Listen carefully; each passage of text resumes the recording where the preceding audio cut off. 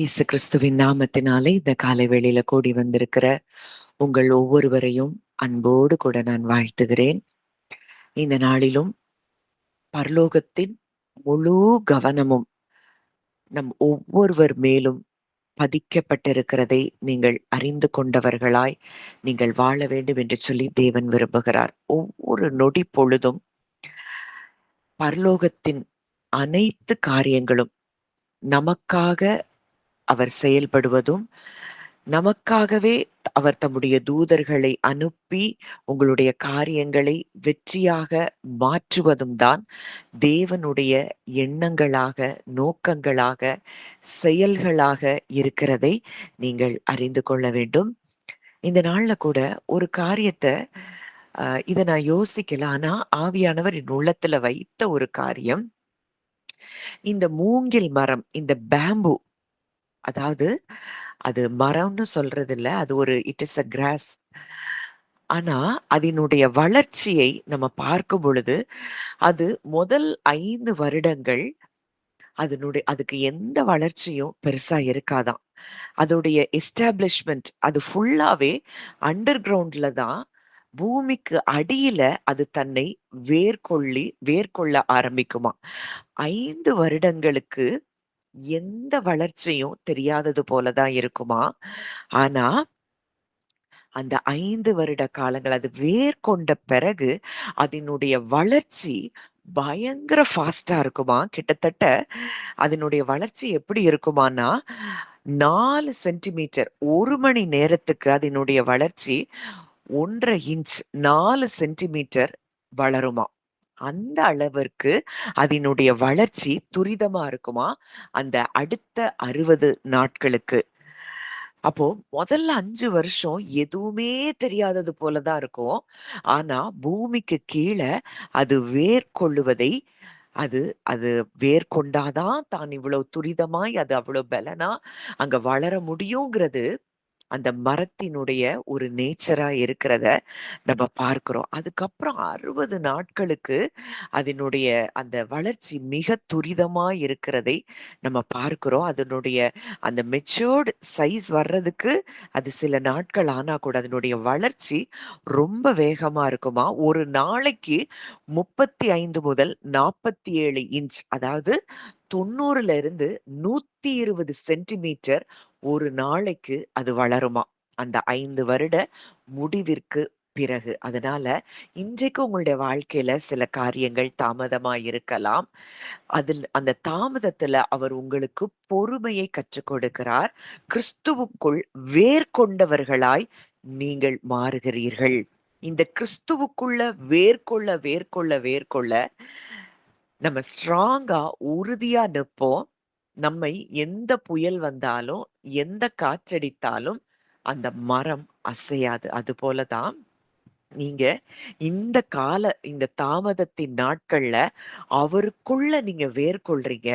இந்த நாட்கள் முடிவடைந்த பிறகு உங்களுடைய வளர்ச்சி, நீங்க என்ன எதிர்பார்க்கிறீங்களோ, அது பயங்கர ஃபாஸ்ட்டா அது துரிதமாய் நடக்கிறதை நீங்கள் பார்ப்பீர்கள்.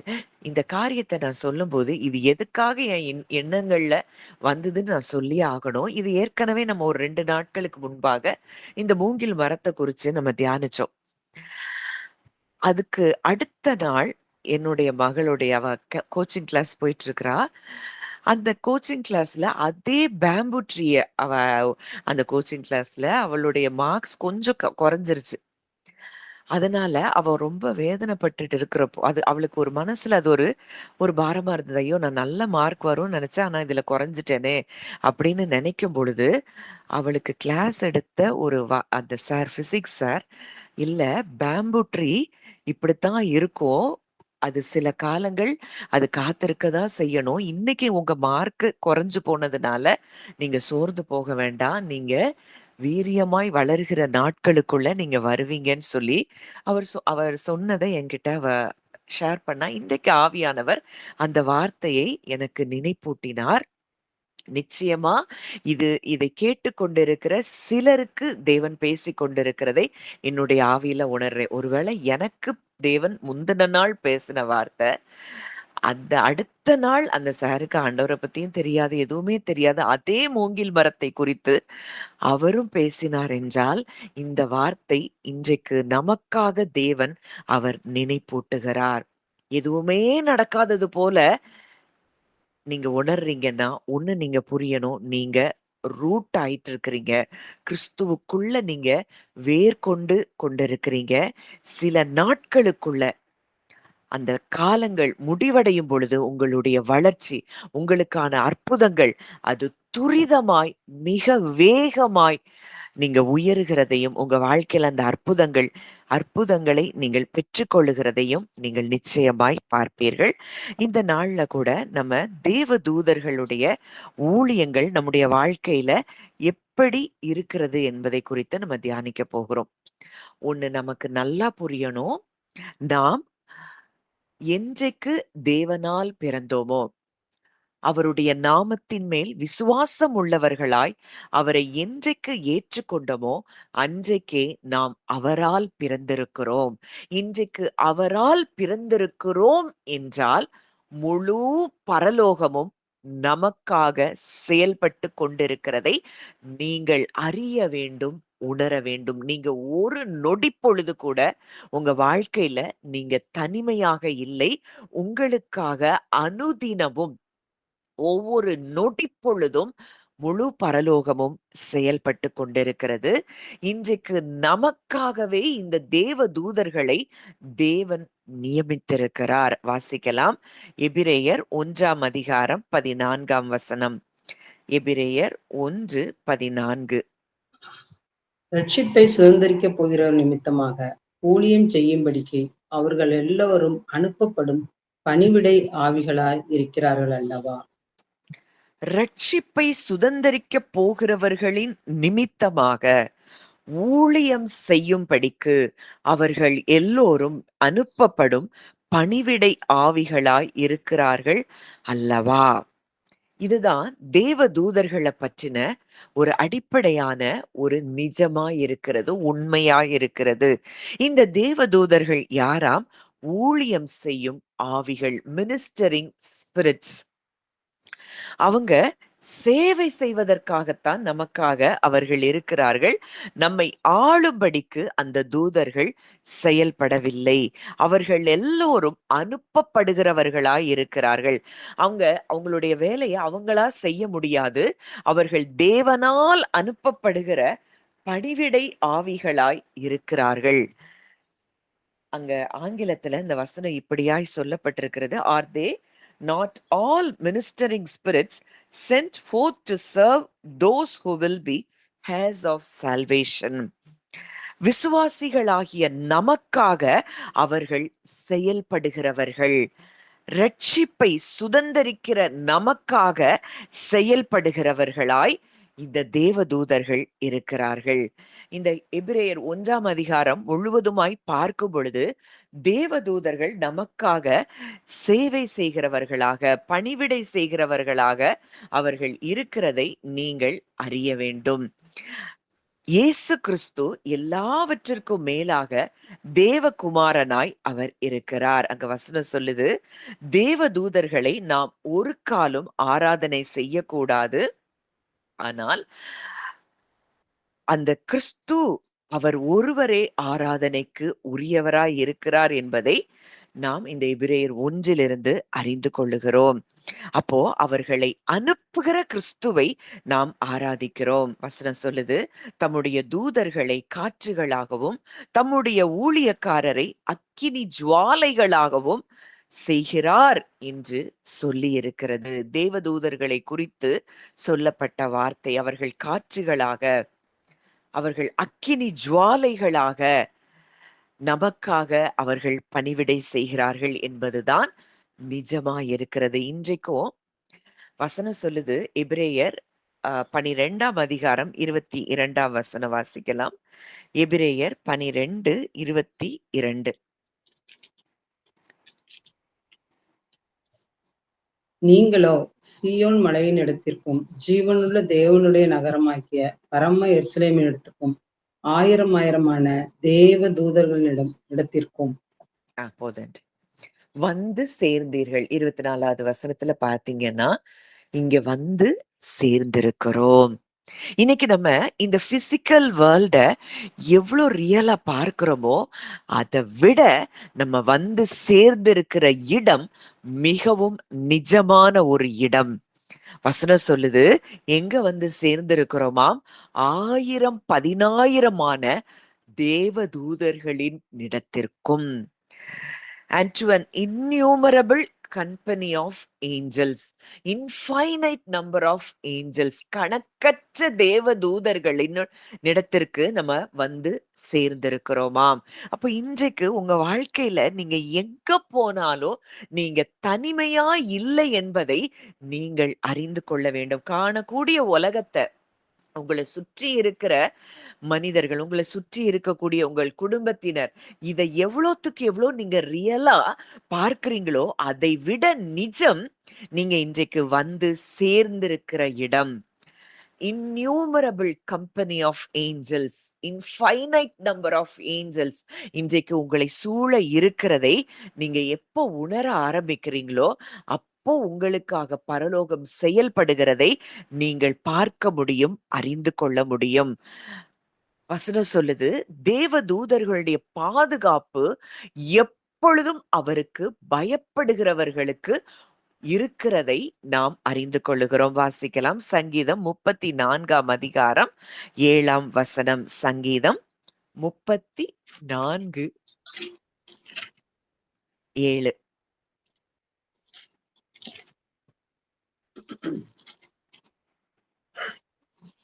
கர்த்தருடைய தூதன் அவருக்கு பயந்தவர்களை சூழ பாளையம் இறங்கி அவர்களை விடுவிக்கிறார். கர்த்தருடைய தூதன் அவருக்கு பயந்தவர்களை சூழ பாளையம் இறங்கி அவர்களை விடுவிக்கிறான். இந்த வசனத்துல ரொம்ப நல்லா கவனிச்சு பார்த்தீங்கன்னா, பாளையம் இறங்கி ஒரு கேம்ப்.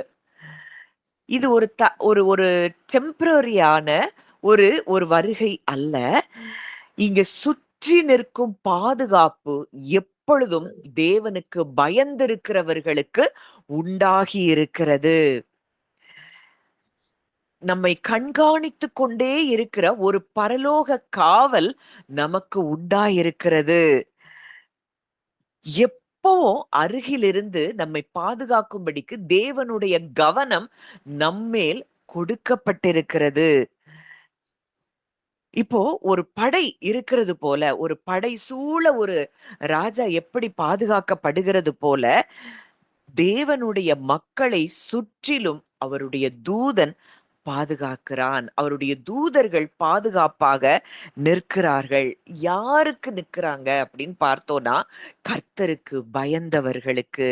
கர்த்தருக்கு பயப்படுறதுன்னா, நம்ம ஏற்கனவே பார்த்திருக்கிறோம். கர்த்தருக்கு பயப்படுதல்னா என்ன? பயப்படுறதுன்னா ஏதோ பயந்து நடுங்குறவங்களுக்கு இல்ல. கர்த்தரை பெரிதாய் பார்ப்பவர்கள் தான் கர்த்தருக்கு பயப்படுகிறவர்கள். சூழ்நிலைகளை பெரிதாக பார்க்காதபடிக்கு தேவனை பெரிதாக பார்க்கிறவர்கள். அவர் நமக்காக செய்தவைகளை, நமக்காக அவருடைய முழு பரலோகமும் நமக்காக செயல்பட்டு கொண்டிருப்பதை உணர்கிறவர்கள், அவரை பெரிதாக பார்க்கிறவர்கள், கர்த்தருக்கு பயப்படுகிறவர்கள். அவருடைய வார்த்தைக்கு கீழ்ப்படுகிறவர்கள் தான் கர்த்தருக்கு பயப்படுகிறவர்கள். அவருடைய வார்த்தைக்கு கீழ்ப்படுகிறதுனா என்ன? அவருடைய வார்த்தையை அப்படியே நம்பி ஏற்றுக்கொள்ளுபவர்கள் தான் அவருடைய வார்த்தைக்கு கீழ்ப்படுகிறவர்கள். அவருக்கு பயந்திருப்பவர்கள். ஏதோ அவருக்கு பயந்து அஞ்சி நடுங்கி அப்படி நிக்கிறது இல்ல. சூழ்நிலைகளுக்கு மத்தியில் தேவனை பெரிதாய் பார்ப்பவர்களை சூழ நிச்சயமாய் தேவதூதர்கள் பாளையம் இறங்கி இருக்கிறார்கள்.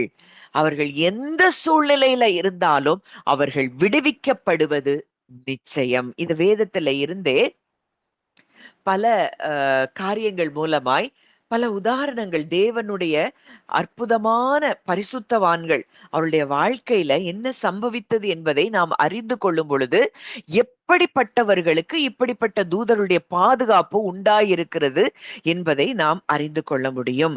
வாசிக்கலாம். தானியேல் 6ஆம் அதிகாரம் 22ஆம் வசனம். தானியேல் 6:22.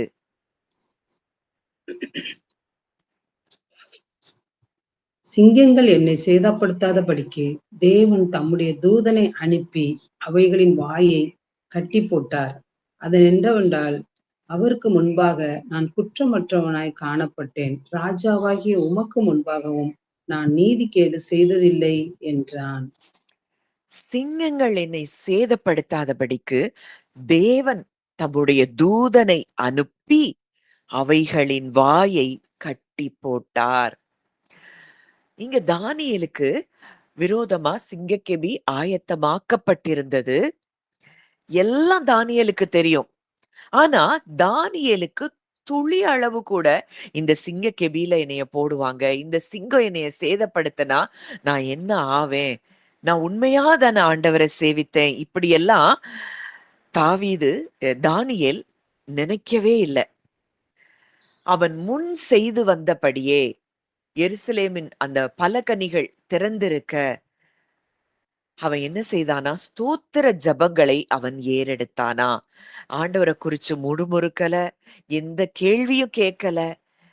எனக்கு ஒரு தேவன் இருக்கிறார், அவர் பெரியவராய் இருக்கிறார், அவர் என்னை தப்புவிக்க வல்லவராய் இருக்கிறார் என்கிற முழு நிச்சயத்தை அவன் பெற்றிருந்தான். அவன்தான் தேவனுக்கு பயந்தவன். இன்னைக்கு சூழ்நிலைக்கு மத்தியில நம்ம புலம்புறோமா, முறுமுறுக்கிறோமா, என்ன பேசி கொண்டிருக்கிறோம்? தானியேலுடைய வாயிலிருந்து ஒரு முறுமுறுப்பான வார்த்தை கூட வரல. காரணம் என்னன்னா, அவன் தேவனை பெரிதாக பார்த்தான். அவருடைய வல்லமையை அவன் பெரிதாக பார்த்தான். அங்க ராஜா கேக்குறாரு, நீ இடைவிடாமல் ஆராதிக்கிற உன் தேவன் உன்னை சிங்கங்களுக்கு தப்புவிக்க வல்லவராய் இருந்தாரா? அப்போ இடைவிடாமல் அங்க சிங்க கெபி தனக்கு ரெடியா இருக்கு, சிங்கங்கள் ரெடியா இருக்குங்கிறத அவன் அறிந்த பொழுதிலும் அங்க சிங்கத்தை பார்க்கல, சிங்க கெபிய பார்க்கல, ராஜா ராஜா இயற்றின அந்த சட்டத்தை பெரிதாய் பார்க்கல, அவனுக்கு எதிராய் செயல்பட்ட அந்த நபர்களை பெரிதாய் பார்க்கல, அவனுக்கு எதிராய் இருந்த அந்த சூழ்நிலைகளை பெரிதாய் பார்க்கல. அவன் பார்த்தது ஒன்றே ஒன்றுதான், தன் தேவனை மாத்திரமே அவன் பெரிதாக பார்த்ததை நாம் பார்க்கிறோம். அதனாலதான் அங்க சொல்றான், அந்த 22வது வசனத்துல, சிங்கங்கள் என்னை சேதப்படுத்தாதபடிக்கு தேவன் தம்முடைய தூதனை அனுப்பி அவைகளின் வாயை கட்டி போட்டார். இப்போ கர்த்தருடைய தூதன் அவருக்கு பயந்தவர்களை சூழ பாளையம் இறங்கி அவர்களை விடுவிக்கிறார் என்பது எவ்வளவு நிஜம் என்பதை இந்த வார்த்தைகளின் மூலம் நாம் அறிந்து கொள்ளலாம். இன்னைக்கு உங்க சூழ்நிலைகளை நீங்க எதை குறித்து பயந்து கொண்டிருக்கிறீங்க, முறுமுறுத்து கொண்டிருக்கிறீங்க, புலம்பிக் கொண்டிருக்கிறீங்க? இன்றைக்கு தானியேலின் வாழ்க்கை உங்களுக்கு உதாரணமாக காட்டப்படுகிறதை நீங்கள் பார்க்க வேண்டும். இந்த மனிதனுக்கு ஒரு விடுதலை உண்டாகுது. ஆனா அதே கெபில இந்த தானியேலுக்கு எதிராய் செயல்பட்டவர்களை அங்க கெபிக்குள்ள போடுறாங்க. அப்போ அந்த சிங்கத்தின் வாய்கள் திறக்கப்பட்டதை பார்க்கிறோம். அங்க ராஜா சொல்றாரு, தானியேலை சிங்கங்களின் கைக்கு தப்புவித்த அவரே தப்புவிக்கிறவரும் ரட்சிக்கிறவரும் வானத்திலும் பூமியிலும் அடையாளங்களையும் அற்புதங்களையும் செய்கிறவருமாயிருக்கிறார் என்று எழுதினான். தப்புவித்த அவர், தப்புவிக்கிறவர், ரட்சிக்கிறவர், வானத்திலும் பூமியிலும் அடையாளங்களை அற்புதங்களை செய்கிறவர் அப்படிங்கிறத அவர் எழுதினாராம். அதே அங்க தானியேலுக்கு எதிராய் செயல்பட்டவர்களை அங்க சிங்கக்கெபியில் போட்ட பொழுது 24வது வசனம் வாசிக்கலாம். தானியேல் 6:24.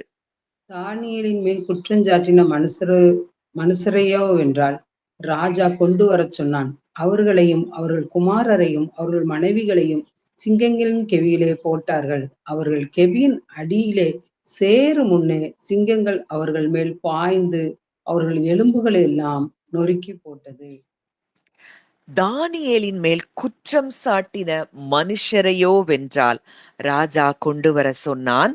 அவங்கள சிங்கங்களின் கெபியில போடுறாங்க. கெபியின் அடியிலே சேருவதற்கு முன்னதாகவே சிங்கங்கள் பாய்ந்து அவர்கள் எலும்புகளை எல்லாம் நொறுக்கிவிட்டது. இவ்வளோ பசியில தான் தானியேல் சிங்கக்கெபியில போடப்பட்ட பொழுதும் அதே பசியில தான் சிங்கங்கள் இருந்திருக்குது. ஆனா அந்த சிங்கங்கள் சேதப்படுத்தவில்லை. அப்போ இன்றைக்கும் இதே தேவன் தான் நம்முடைய தேவன். இதே தூதர்கள் தான் நம்மை சுற்றிலும் பாதுகாப்புக்காக இருக்கிறாங்க. இன்றைக்கு தானியேலை போல ஒரு இருதயம் நமக்கு இருக்கிறதா? எதை குறித்தும் பயப்படாத, கலங்காத, முறுமுறுக்காத ஒரு இருதயம் நமக்கு இருக்கிறதா? அப்படி இருக்கும் என்றால் அதுதான் தேவனுக்கு பயப்படுகிற இருதயம். அந்த இருதயம் நமக்கு இருக்கும்னா, நமக்கு எதிராய் எந்த நாவுகளும் செயல்படாதபடி அவைகளின் வாய்களை அவர் கட்டி போடுகிறதை நாம் பார்க்கிறோம். இன்னைக்கு தேவனை நீங்க பெருசா பார்த்து கொண்டே இருந்தா போதும். உங்களுக்கு எதிராய் எதுவும் செயல்பட முடியாதபடி அவைகளின் வாய்களை கட்டி போடுவதற்காக தம்முடைய தூதர்களை அனுப்புகிற நல்ல தகப்பனாய் அவர் இருக்கிறார். இன்றைக்கும் நீங்க எதை பெருசா பார்க்கிறீங்க? மனுஷர்களை, மனுஷருடைய வார்த்தைகளை, அவர்களுடைய செயல்களை நீங்க பெருசா பார்க்கிறீங்களா? ஆண்டவர் சொல்றாரு, நீ என்னை பெரிதாக பார்க்கும் பொழுது உனக்கு எதிராய் எதுவும் செயல்பட முடியாதபடி அவைகளின் வாய்களை கட்டி போடும்படியாய் நான் தூதர்களை அனுப்புகிறேன் என்பதுதான் அவர் இன்றைக்கு நமக்கு கொடுக்கிற ஒரு வார்த்தையாய் இருக்கிறது. இன்னைக்கு இந்த தேவனை குறித்து இந்த தானியேலுக்கு விரோதமாய் செயல்பட்டவர்கள் அறியல. அதனாலதான் தானியேலுக்கு விரோதமா அவங்க செயல்படுறாங்க. அவங்க அறியாததுனால, இந்த தேவன் எவ்வளவு பெரியவர் என்பதை அறியாததினாலே அவர்களை சிங்கங்கள் என்ன செய்ததாம்? நொறுக்கி போட்டதாம். இன்னைக்கும் நீங்க யாரை குறித்து பயந்து கொண்டிருக்கிறீங்க? எதை குறித்து பயந்து கொண்டிருக்கிறீங்க? அந்த தானியேலுக்கு ராஜாவாக இருந்த அந்த ராஜா, அவன் சொன்ன வார்த்தை, அவர் ஒருவரே தப்புவிக்கிறவர், ரட்சிக்கிறவர், வானத்திலும் பூமியிலும் அடையாளங்களையும் அற்புதங்களையும் செய்கிறவர். அவர் ஜீவனுள்ள தேவன். அவர் என்றென்றைக்கும் நிலைத்திருக்கிறவர். அவருடைய ராஜ்யம் அழியாதது. அவருடைய கர்த்தத்துவம் முடிவு பரியந்தமும் நிற்கும். இதெல்லாம் அந்த ராஜாவினுடைய வார்த்தையாய் இருக்கிறது. இன்றைக்கு அவரைதான் சேவிக்கிறோம்னு சொல்றோம், அவரைதான் நேசிக்கிறோம்னு சொல்றோம், அவரைதான் பின்பற்றோம்னு சொல்றோம். இப்படி நாம் அவரை பார்க்கிறோமா? என் வாழ்க்கையில் அவர் ஜீவனுள்ள தேவனாய் அவர் செயல்படுகிறார். அவருடைய ராஜ்யத்துக்குள்ள நான் வந்திருக்கிறேன். அவருடைய ராஜ்யம் அழியாத ராஜ்யம். அவருடைய கர்த்தத்துவம் முடிவு பரியந்தமும் நிற்கும். அவர் என்னை தப்புவிக்கிறவர், என்னை ரட்சிக்கிறவர், எனக்காக வானத்திலும் பூமியிலும் அடையாளங்களையும் அற்புதங்களையும் செய்கிறவர் அப்படிங்கிறத உணர்ந்து கொண்டோம் என்றால் நம்முடைய வாழ்க்கை, நம்முடைய காரியம் எல்லாம் ஜெயமாயிருக்கும். அடுத்ததா இன்னொரு உதாரணத்தை நம்ம பார்க்கணும்னா, எலிசா நன்றாக தெரிந்த ஒரு வேத பகுதிதான். அந்த ஒரு வசனத்தை நம்ம வாசிக்கலாம். 2 ராஜாக்கள் 6ஆம் அதிகாரம் 17ஆம் வசனம். 2 ராஜாக்கள் 6:17. அப்பொழுது எலிசா விண்ணப்பம் பண்ணி, கர்த்தாவே, இவன் பார்க்கும்படி இவன் கண்களை திறந்தருளும் என்றான். உடனே கர்த்தர் அந்த வேலைக்காரன் கண்களை திறந்தார். இதோ, எலியாவைச் சுற்றிலும் அக்கினிமயமான குதிரைகளாலும் ரதங்களாலும் அந்த மலை நிறைந்திருக்கிறதை அவன் கண்டான். இங்க சீரிய படை எலிசாவை சுற்றிலும் அங்க வளைந்து கொண்டது. இங்க அந்த காலையில எழும்பின உடனே அந்த வேலைக்காரன் பார்க்கிறான். அப்போ அவன் பயப்படுறான். ஐயோ, நம்மை சுற்றிலும் இவ்ளோ ஒரு ஒரு பாளையம் இறங்கி இருக்கிறாங்களே அப்படின்னு சொல்லி அவன் பயப்படுறான். ஆண்டவரே, என்ன செய்வோன்னு சொல்றான். ஏன்னா அந்த வேலைக்காரனுடைய கண்கள் திறக்கப்படவில்லை. அப்போ எலிசா சொல்றாரு, பயப்படாதே, அவர்களோடு இருக்கிறவர்களை பார்க்கிலும் நம்மோடு இருக்கிறவர்கள் அதிகம். இன்றைக்கு இந்த காலை வேளையில ஆண்டவர் உங்களை பார்த்து சொல்ற வார்த்தை அதுதான்.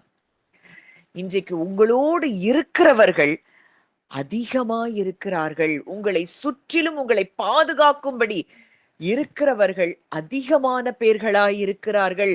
நீங்கள் இந்த உலகத்திற்குரியவர்கள் அல்ல. ஒருவேளை இது பழைய ஏற்பாட்டுல பழைய உடன்படிக்கையின் கீழ் இருந்த இந்த பரிசுத்தவான்களுக்கு இவ்வளவு பாதுகாப்பு இருக்கும்னா, இன்றைக்கு புதிய உடன்படிக்கையில அவருக்கு பிள்ளைகளாய் நம்ம இருக்கிறோங்கிறத உணரும் பொழுது நமக்கு எவ்வளவு பெரிய பாதுகாப்பை அவர் கொடுத்திருக்கிறார் என்பதை நீங்கள் அறிந்து கொள்ள வேண்டும். எலிசாவுக்கு இப்படி ஒரு பாதுகாப்புனா, இன்னைக்கு அவருக்கு பிள்ளையா இருக்கிற அந்த காலத்துல அவருக்கு ஊழியம் செய்த எலிசாவுக்கு அவ்வளவு ப்ரொடெக்ஷன் இருக்கும்னா, இந்த நாட்கள்ல அவருக்கு பிள்ளைகளாய் நம்ம இருக்கிறோம்னா, நம்மை சுற்றிலும் இரவும் பகலும், நம்மை சுற்றிலும், நம் குடும்பங்களை சுற்றிலும், நம்முடைய வீடுகளை சுற்றிலும் அவர் எவ்வளவாய் நம்மை வேலி அடைத்து பாதுகாக்கிறார், அவருடைய தூதர்கள் சூழ நம்மை பாதுகாக்கிறார் என்பதை நீங்கள் அறிந்து கொள்ள வேண்டும். எலிசாவை சுற்றிலும் அக்கினிமயமான குதிரைகளாலும் ரதங்களாலும் அந்த மலை நிறைந்திருக்கிறதை அவன் அன்றைக்கு கண்டான் என்றால், இன்றைக்கு உங்களையும் உங்கள் குடும்பங்களையும் உங்களுக்கு உண்டான எல்லாவற்றை சுற்றிலும் அக்கினிமயமான குதிரைகள் ரதங்கள் அது நிரம்பப்பட்டு அந்த பாளையம் இறங்கி அவர்கள் உங்களை பாதுகாக்கிறதை நீங்கள் அறிந்து கொள்ள வேண்டும். ஒண்ணு நமக்கு புரியாததுனாலதான் நமக்கு பயம். யோபுவை குறித்து நம்ம பார்க்கிறோம். வசனம் சொல்லுது, யோபுவையும் அவனுக்கு உண்டான எல்லாவற்றையும் சுற்றி கர்த்தர் வேலி அடைத்திருந்தார். இந்த காணக்கூடாத உலகத்தின் இருந்து தனக்காக அமைக்கப்பட்டிருந்த இந்த வேலியை யோபு என்ன செய்யல, அறியல. அதனாலதான் யோபுவுக்கு பயம் வந்தது. என் பிள்ளைங்க ஏதாவது பாவம் செஞ்சிருவாங்களோ, என் பிள்ளைகளுக்கு ஏதாவது நேரிட்டுருமோ அப்படின்னு சொல்லி பயத்துல தேவனை பெரிதாக பார்க்காமல், தேவனுடைய ப்ரொடெக்ஷன் அங்க பெருசா தெரியல. அவனுக்கு ஒண்ணு பெருசா பார்க்கிறான், தன்னுடைய பிள்ளைகள் செய்கிற செயல்களின் நிமித்தம் தேவனிடத்திலிருந்து தனக்கு தன் பிள்ளைகளுக்கு தண்டனை வந்துருமோ அப்படிங்கிறத அவன் பெரிதாய் பார்க்கிறான். காணக்கூடாத உலகத்தை நம்ம எப்ப ரியலா ஃபீல் பண்றோமோ, எப்போ ரியலா அதை உண்மையாய் நம்புகிறோமோ, அந்த காணக்கூடாத உலகத்தின் ப்ரொடெக்ஷன் நமக்கு ஒவ்வொரு நாளும் இருக்கிறதை நீங்கள் அறிந்து கொள்ள வேண்டும். அந்த வசனத்தை வாசிக்கலாம். யோபு 1ஆம் அதிகாரம் 10ஆம் வசனம். யோபு 1:10. நீர் அவனையும் அவன் வீட்டையும் அவனுக்கு உண்டான எல்லாவற்றையும் சுற்றி வேலியடைக்கவில்லையோ? அவன் கைகளின் கிரியைகளை ஆசீர்வதித்தீர், அவனுடைய சம்பத்து தேசத்தில் பெருகிற்று. இது சாத்தானுக்கு தெரியுது. அவன் சொல்றான், சாத்தான் தான் வந்து சொல்றான். அதற்கு சாத்தான் கர்த்தருக்கு பிரதியுத்தரமாக, யோபு விருதாவாகவா தேவனுக்கு பயந்து நடக்கிறான்? நீங்க எல்லாத்தையும் சுத்தி வேலி அடைச்சு வச்சிருக்கிறீங்களே. இன்னைக்கு காணக்கூடாத உலகத்தில் இருக்கிற நமக்கு எதிராய் செயல்பட நினைக்கிற சத்துருவுக்கு நல்லா தெரியும், உங்களை சுற்றிலும் அவர் வேலி அடைத்து வைத்திருக்கிறார். இந்த வேலியை தாண்டி நம்மால் நுழைய முடியாது என்பதை அவன் அறிஞ்சிருக்கிறான். ஆனா நம்ம அறியாம நம்ம சில டோர்ஸ் என்ன செய்யறோம், ஓபன் பண்ணி கொடுக்கிறோம். பயத்து நிமித்தம். கர்த்தருக்கு பயப்படுறதை விட சூழ்நிலைக்கு பயப்படுகிறவர்களாய் நம்ம இருக்கும் பொழுது நாமே சில சத்ருவுக்கு வாசல்களை திறந்து கொடுக்கிறோம். இங்க அவர் வேலி அடைச்சிட்டாருன்னா அந்த வேலியை தாண்டி ஒன்று உள்ள நுழைய முடியாது. இனி சத்ரு, ஒரு வசனத்தை ஆண்டவர் இந்த நேரத்துல நினைவுபடுத்துறார். உங்க ஒவ்வொருத்தருக்கும் ஆண்டவர் பேசுற வார்த்தை, இனி சத்ரு உட்புகுதலும் குடியோடி போகுதலும் இராது. ஏன்னா அவர் உங்களை சுற்றிலும் வேலி அடைத்திருக்கிறார். துஷ்டன் இனி உன் வழியாய் கடந்து வருவதில்லை, அவன் முழுவதுமாய் சங்கரிக்கப்பட்டான். இன்னைக்கு உங்களையும், உங்களுடைய எல்லைகளையும், உங்களுக்கு உண்டான எல்லாவற்றையும், உங்கள் குடும்பங்களையும் அவர் சுற்றி வேலி அடைத்து வைத்திருக்கிறார். இந்த வேலிய நீங்க ரியலா எப்ப பார்க்கிறீங்க? ஒருவேளை கண்ணால பிசிக்கல் ஐஸ்ல பார்க்க முடியாம இருக்கலாம். ஆனால் அதுதான் நிஜம். காணக்கூடாத உலகம், காண்கிற உலகத்த நீங்க எவ்வளவுத்துக்கு எவ்வளவு ரியலா பார்க்கிறீங்களோ, சாத்தானுக்கு தெரியுது. யோபுவை சுற்றிலும் அவர் வேலி அடைச்சு வச்சிருக்கிறாரு. இந்த வேலிய தாண்டி நான் உள்ள போய் யோபுவுக்கு எந்த கேடும் செய்ய முடியாது. ஆனா யோபு அங்க ஒரு வாசல திறந்து கொடுத்த இடம் பயம். இன்னைக்கு எத குறிச்சு பயப்படுறீங்க? யார குறிச்சு பயந்து கொண்டிருக்கிறீங்க? மனிதர்களுடைய வார்த்தைகள குறித்து நீங்க பயந்து கொண்டிருக்கிறீங்களா? வசனம் சொல்லுது, கர்த்தர் எனக்கு சகாயர், நான் பயப்படேன். மனுஷன் எனக்கு என்ன செய்வான் என்று சொல்லலாமே. மனுஷருக்கு பயப்படுகிற பயம் கண்ணியை வருவிக்கும். அதுதான் உங்கள ட்ராப்புக்குள்ள மாட்டுது. கர்த்தர் உங்கள வேலி அடைச்சுதான் வச்சிருக்கிறாரு. ஆனா நீங்க எத குறித்தோ பயந்து கொண்டிருக்கிறீங்கன்னா, அது உங்களை ஒரு வலைக்குள்ளே மாட்ட வைக்கிறது, சிக்க வைக்கிறது. இன்னைக்கு இப்படிப்பட்ட ஒரு புரொடெக்ஷன் நமக்கு இருக்குது. அந்த வேலைக்காரனுடைய கண்கள் திறக்கப்பட்ட பொழுது, அங்க பரலோக சேனைய அவன் பார்க்கிறான். அக்கினி ரதங்கள பார்க்கிறான். மறைந்திருந்து செயல்படுகிற தேவனுடைய பாதுகாப்பை அவன் பார்க்கிறான். நம்ம இன்னைக்கு கண்ணால பார்க்கலங்கிறதுனால தேவன் செயல்படவில்லை என்பது அர்த்தம் அல்ல. இன்னைக்கு சில நேரங்கள்ல நீங்க தனியா இருக்கிறது போல தோணும். யாருமே உதவி செய்யல அப்படிங்கிற இடத்துல நீங்க இருக்கிறது போல உங்களுக்கு தோணலாம். உங்களுடைய சூழ்நிலைகள் இருளாக இருப்பதாக தோன்றலாம். ஆனால் பரலோகத்தின் தகப்பன், பரமண்டலத்தில் இருக்கிற நம்முடைய பிதா நமக்காக பாதுகாப்பை ஏற்படுத்தி இருக்கிறதே நிஜம். நீங்க பிள்ளை ஆயிட்டீங்கன்னா, அடிக்கடி நான் சொல்ற வார்த்தை அதுதான். ஒரு சீஃப் மினிஸ்டரோ, ஒரு பிரைம் மினிஸ்டராவோ ஒரு மனிதன் பதவி ஏற்கும் பொழுது, தானாக அவனுக்கு அத்தனை பாதுகாப்பும் அங்க வருது. இந்த தேசத்துல மனிதர்களால் கொடுக்கப்படுகிற பாதுகாப்பு, அத்தனை பாதுகாப்பும் அந்த பதவிக்கு ஏற்ற உடனேயே அவங்களுக்கு கொடுக்கப்படுதுன்னா, இன்றைக்கு தேவனுடைய ராஜ்யத்துக்குள்ள தேவனுக்கு பிள்ளையா நீங்க பிறந்திருக்கிறீங்க அப்படின்னா, உங்களுக்கு அத்தனை பாதுகாப்பும் உண்டாகி விட்டதை நீங்கள் அறிந்து கொள்ள வேண்டும். இப்போ பாதுகாக்கிறது மாத்திரமல்ல, விடுவிக்கிற செயல்களை தேவதூதர்கள் எப்படி செய்தார்கள் என்பதை நீங்கள் பார்க்கலாம். வாசிக்கலாம். அப்போஸ்தலர் 12ஆம் அதிகாரம் 7ஆம் வசனம். அப்போஸ்தலர் 12:7.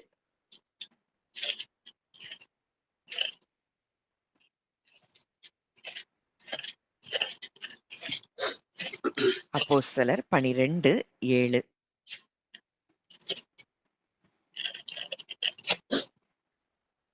அப்பொழுது கர்த்தருடைய தூதன் அங்கே வந்து நின்றான். அறையிலே வெளிச்சம் பிரகாசித்தது. அவன் பேதுருவை விலாவிலே தட்டி, சீக்கிரமா எழுந்திரு என்று அவனை எழுப்பினான். உடனே சங்கிலிகள் அவன் கைகளில் இருந்து விழுந்தது.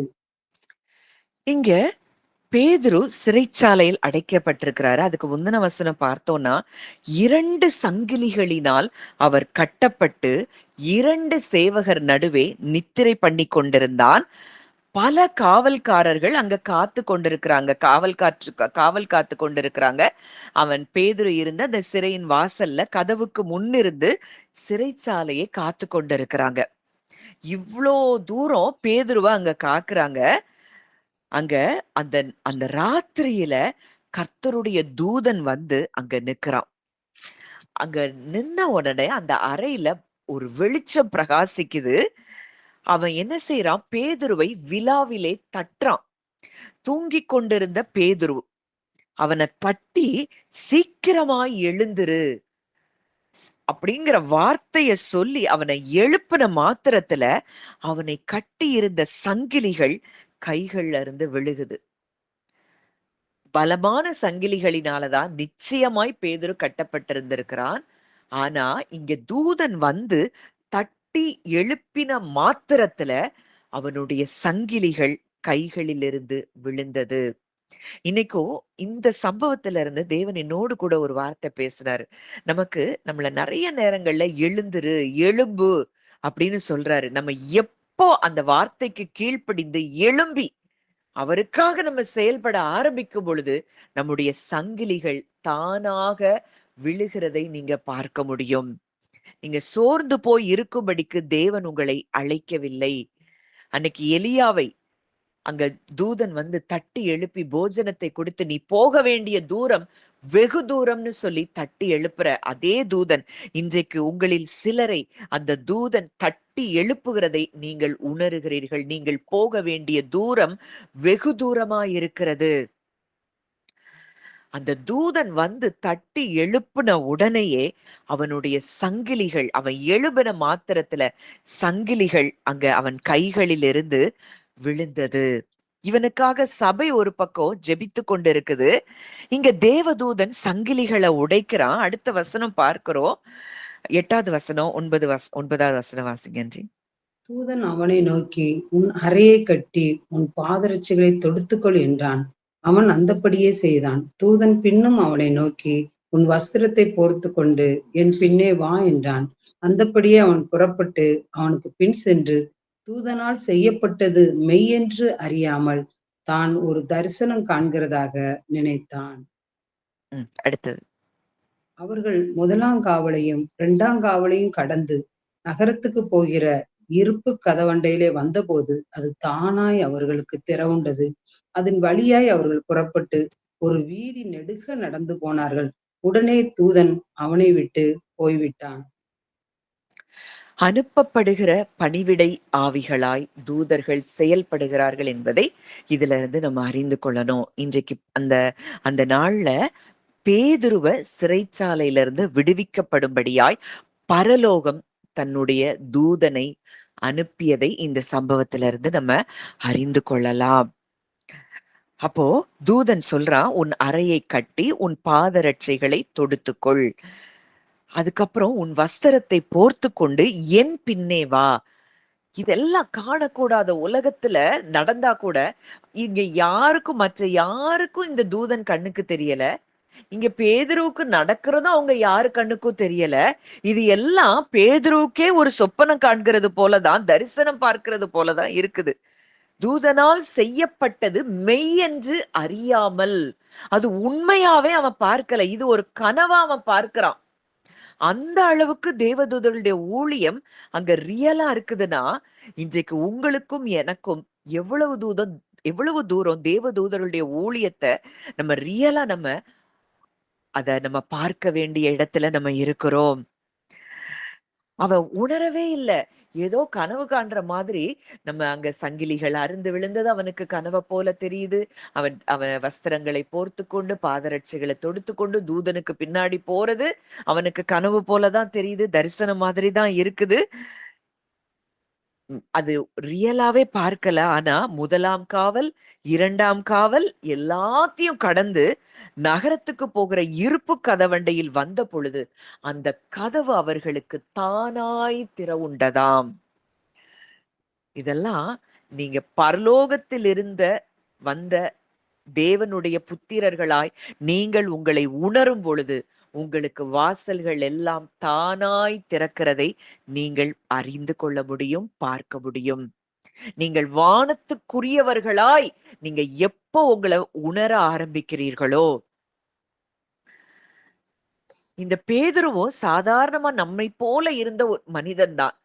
ஆனா இந்த பேதுருவுக்கு சம்பவிக்கிறது தான் இன்றைக்கும் நமக்கு சம்பவித்துக் கொண்டிருக்கிறது.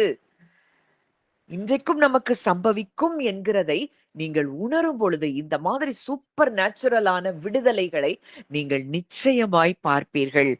அங்க தானா அந்த கதவு திறக்குது. இருப்பு கதவு அங்கே திறக்கிறது. Iron gate. இரும்பு கதவு தானாய் திறக்க முடியுமா? அங்க தானா திறக்குது. அப்போ எந்த அளவுக்கு பரலோகம் நம்மேல் கண்ணோக்கமாய் இருக்கிறது. ஒரு வீதி நெடுக நடந்து போனார்கள். தூதன் அங்க அவனை விட்டு போறான்.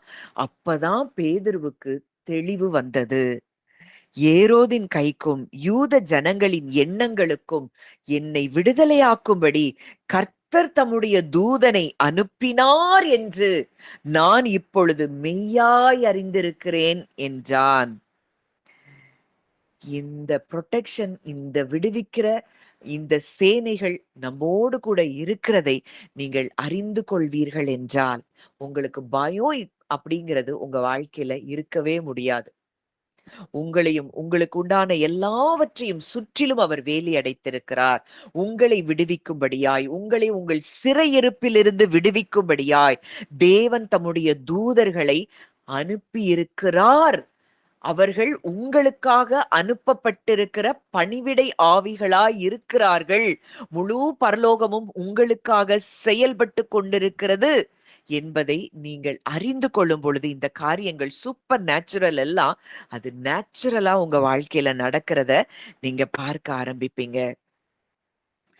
இவ்வளோ தூரம் தேவனுடைய பாதுகாப்பு, தேவதூதர்களுடைய பாதுகாப்பு, தேவதூதர்களை அனுப்பி ஒரு விடுதலை, இது எல்லாம் நமக்கு உண்டாகி இருக்கிறதை நீங்கள் அறிந்து கொள்ள வேண்டும். அடுத்ததா ஒரு காரியத்தை பார்த்து நாளைக்கு இதனுடைய கண்டினியூஷனை பார்க்கலாம், வாசிக்கலாம்.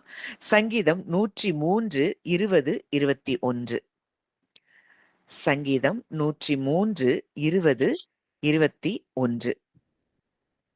கர்த்தருடைய வார்த்தையை கேட்டு அவருடைய வசனத்தின்படி செய்கிற பலத்த சௌரியவான்களாகிய அவருடைய தூதர்களே, அவரை ஸ்தோத்தரியுங்கள். கர்த்தருக்கு பிரியமானதை செய்து அவர் பணிவிடைக்காரராய் இருக்கிற அவருடைய சர்வ சேனைகளை அவரை ஸ்தோத்தரியுங்கள். கர்த்தருடைய வார்த்தையை கேட்டு அவருடைய வசனத்தின்படி செய்கிற பலத்த சௌரியவான்களாகிய அவருடைய தூதர்களே. தேவ தூதர்கள் எப்படி இருக்கிறாங்களா? பலத்த சௌரியவான்கள்னு சொல்லப்பட்டிருக்கு. அது ஆங்கிலத்துல எப்படி இருக்குன்னா, who excel in strength, வல்லமை உள்ளவர்களாய், பலமுள்ளவர்களாய் அவர்கள் இருக்கிறார்களாம். அவங்க யாருடைய சத்தத்துக்கு கீழ்ப்படுகிறார்களாம்? தேவனுடைய வார்த்தைக்கு, தேவனுடைய சத்தத்துக்கு கீழ்ப்படுகிறவர்களாய் இருக்கிறார்கள். அவருடைய சித்தத்தை கவனமாய் கேட்கிறவர்களாய் இருக்கிறார்கள். அப்போ இதோடைய ஒரு டீப்பர் ட்ரூத் என்ன அப்படின்னா, இன்னைக்கு அவருடைய வார்த்தைய நாம் பேசும் பொழுது, அவருடைய பிள்ளைகளாய் இருக்கிற நாம் பேசும் பொழுது, தேவ சந்ததிகளாய் இருக்கிற நாம் தேவனுடைய வார்த்தையை பேசும் பொழுது, அவருடைய வசனத்தை பேசும் பொழுது, அவருடைய சத்தத்தை நாம் தொனிக்கும் பொழுது, அந்த வசனத்தின்படி செய்கிற பலத்த சௌரியவான்களாய், அந்த வார்த்தையை நிறைவேற்றும்படியாய், வல்லமையாய் அவர்கள் செயல்படுகிறவர்களாய் இருக்கிறார்கள். இன்னைக்கு நம்ம எதை பேசுறோம்? இன்னைக்கும் தேவதூதர்கள் நம்முடைய வாழ்க்கையில செயல்பட முடியாமல் இருப்பதற்கு மிக முக்கியமான ஒரு காரியம் என்னன்னா, அவருடைய வார்த்தைக்கு எதிரான வார்த்தைகளை நாம் பேசுகிறோம். ஐயோ, இது எப்படி நடக்கும்? இது அவ்வளவுதான், இது முடிஞ்சு போச்சு, இது நடக்காது, இந்த காரியத்துல எனக்கு என்ன நடக்கும், எனக்கு விடுதலையே வராது இப்படின்னு சொல்லி நீங்க பேசிக்கொண்டு இருப்பீங்கன்னா, உங்களுக்காக தூதர்கள் செயல்பட முடியாதபடி அவர்களுடைய கரங்களை நீங்கள் கட்டி போடுகிறீர்கள். வசனம் சொல்லுது, கர்த்தருடைய வார்த்தையை கேட்டு அவருடைய வசனத்தின்படி செய்கிற பலத்த சௌரியவான்களாகிய அவருடைய தூதர்கள். அப்போ நம்ம விசுவாசத்தோடு அவருடைய வார்த்தைகளை நம்ம இருதயத்துல இருந்து பேசும் பொழுது, நம்ம அந்த பரலோகத்தின் சித்தத்தோடு நாம் இணைகிறவர்களாயிருக்கிறோம். நம்ம சித்தத்துக்கு அவங்க செயல்பட மாட்டாங்க. தேவனுடைய வார்த்தைக்கே அவர்கள் கீழ்ப்பட்டு அவர்கள் செயல்படுகிறவர்களாய் இருக்கிறார்கள். கர்த்தருக்கு பிரியமானதை செய்து அவர் பணிவிடைக்காரராயிருக்கிற அவருடைய சர்வ சேனைகளே அவரை ஸ்தோத்தரியுங்கள். அவருக்கு பிரியமானது செய்றவங்க, அவருடைய வார்த்தையை நிறைவேற்றுகிறவர்கள்.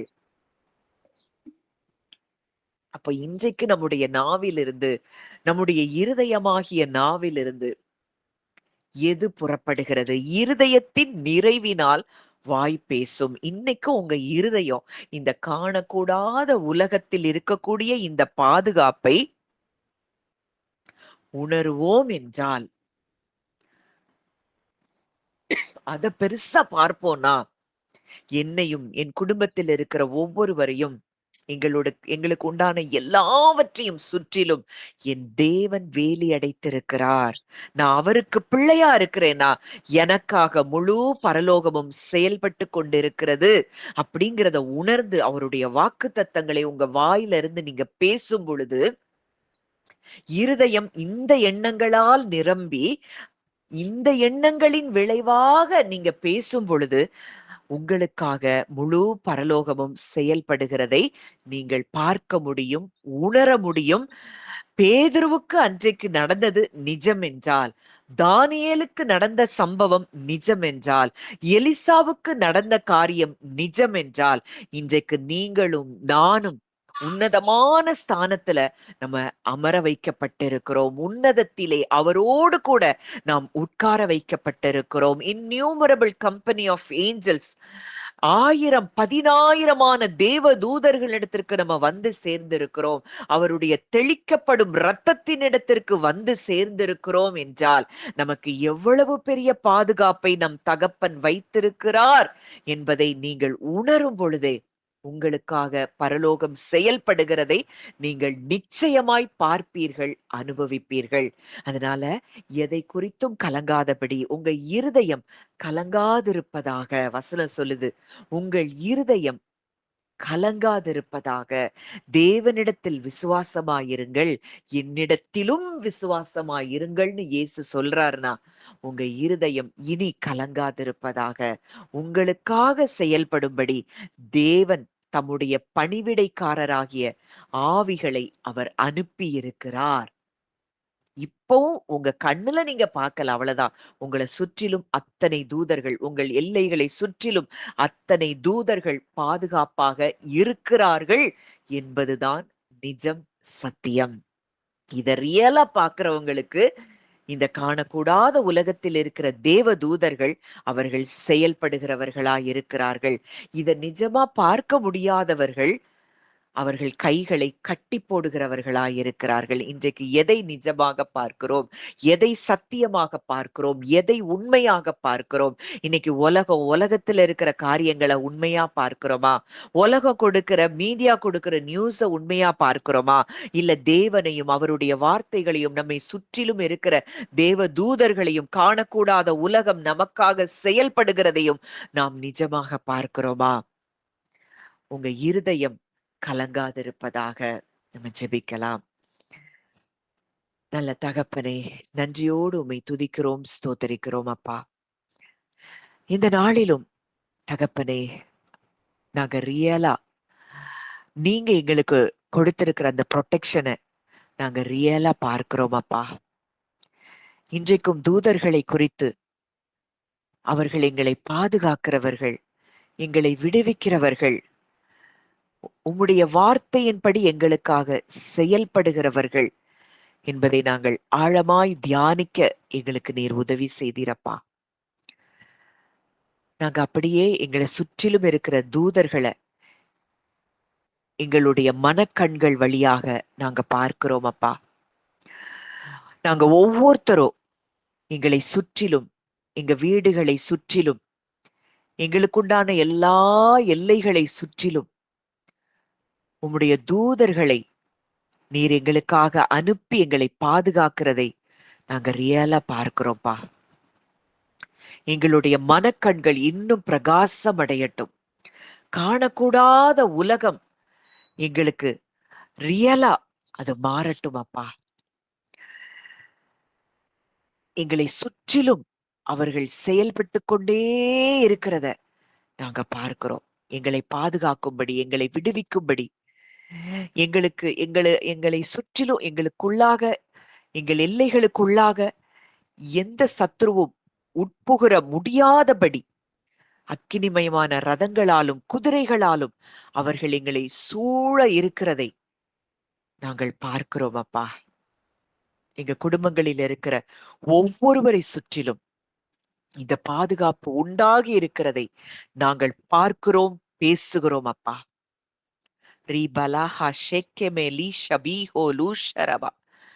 விடுவிக்கிற தூதர்கள் இன்றைக்கு எங்களுக்காக இறங்கி செயல்பட்டு எங்களுடைய எல்லா சிறையிருப்பில் இருந்து எங்களை விடுவித்து எங்கள் சங்கிலிகள் கழன்று விழும்படியாக இந்த தூதர்கள் செயல்படுகிறதை நாங்கள் பார்க்கிறோம் அப்பா.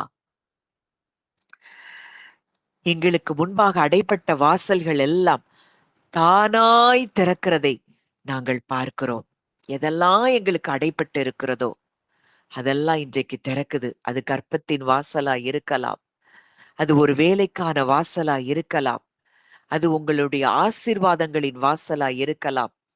எதெல்லாம் அடைப்பட்டு இருந்ததோ இன்றைக்கு அவைகள் எல்லாம் உங்களுக்காக தானாய் திறக்கப்படுகிறதை நீங்கள் பாருங்க. நீங்க பார்க்க ஆரம்பிங்க. உங்களுக்காக தூதன் அந்த வாசல்கள் எல்லாவற்றையும் திறக்கிறத நீங்க பாருங்க. ரியலா பாருங்க. ரிஷபாஹி ஹோ லூத ஹூத லூஷா லேஹல் மெஷ்ல பிரஹீத லூக்கரபா. உங்களுக்கான சுகத்தின் வாசல் அது திறக்கப்படுகிறது. செழிப்பின் வாசல் அது திறக்கப்படுகிறது. எல்லா விதமான ஆசீர்வாதங்கள் எதெல்லாம் அடைக்கப்பட்டிருந்ததோ அது எல்லாம் இன்றைக்கு திறக்கப்படுகிறத நீங்க பாருங்க. இதுதான் நிஜம். இன்றைக்கு அந்த தூதன் உங்களுக்காக செயல்பட்டு, உங்களுக்காக அனுப்பப்பட்ட தூதர்கள் உங்களுக்காக ஆக்டிவா செயல்படுறத நீங்க பார்க்க ஆரம்பிங்க. பல வாசல்கள் திறக்கப்பட்டதை நீங்கள் இந்த மாதத்துல நீங்க நிச்சயமாய் சாட்சியாய் பகிருவீர்கள் என்பதை நான் கர்த்தருக்குள் நிச்சயமாய் நான் சொல்லுறேன். நான் விசுவாசிக்கிறேன், அதை பேசுறேன். இன்னைக்கும் கால தாமதத்தை குறித்து நீங்க கலங்க வேண்டாம். உங்க வனாந்தரம் ஏதேனை போல மாறுகிறதை நமக்கு தேவன் வாக்குத்தத்தமாய் கொடுத்திருக்கிறார். அது ஏதேனை போல மாறுகிறது. சந்தோஷம், துதி, மகிழ்ச்சி, கீத சத்தம் உங்க வாழ்க்கையிலிருந்து எழும்புகிறது. கர்த்தர் உங்களை அப்படியே ஆசீர்வதிக்கிறார். ரீஷபஹால் க்ரோ லூஷரு கதா. பரலோகத்தை பூமியில அப்பா ஸ்தாபிப்பதுதான் உங்களுடைய சித்தமாயிருக்கிறது. எங்க வாழ்க்கையில இந்த பரலோகத்தை நீர் ஸ்தாபித்து விட்டீரப்பா. எங்க வாழ்க்கை இனி பரலோக வாழ்க்கையாகத்தான் இருக்கும் என்பதை நாங்கள் அறிந்து விசுவாசித்து உமக்கு நன்றி செலுத்துகிறோம். அப்பா, வந்த ஒவ்வொருவரையும் மனதார உங்க பிள்ளையா நான் பிளஸ் பண்றேன். அப்பா, இந்த வார்த்தைகள் அவர்களுடைய இருதயங்களிலே தொனித்து கொண்டே இருக்கட்டும். சூழ்நிலைகள், மனிதர்களுடைய வார்த்தைகள், இந்த உலகம் கொடுக்கிற இந்த ரிப்போர்ட்ஸ், இந்த மீடியா நியூஸ் அது ரியல் இல்ல. நீங்க எங்களை குறித்து வைத்திருக்கிற திட்டங்கள் தான் நிஜம், பாதுகாப்பு தான் நிஜம். அதை உணரக்கூடிய ஒரு இருதயமாய் எங்க ஒவ்வொருவருடைய இருதயமும் மாறட்டும் என்று சொல்லி நான் ஜெபிக்கிறேன். கர்த்தர் அப்படியே எங்களை பிளஸ் பண்றீங்கப்பா. உமக்கு நன்றி செலுத்துகிறோம். துதி கன மகிமையாவையும் இயேசு ஒருவருக்கே செலுத்துகிறோம்.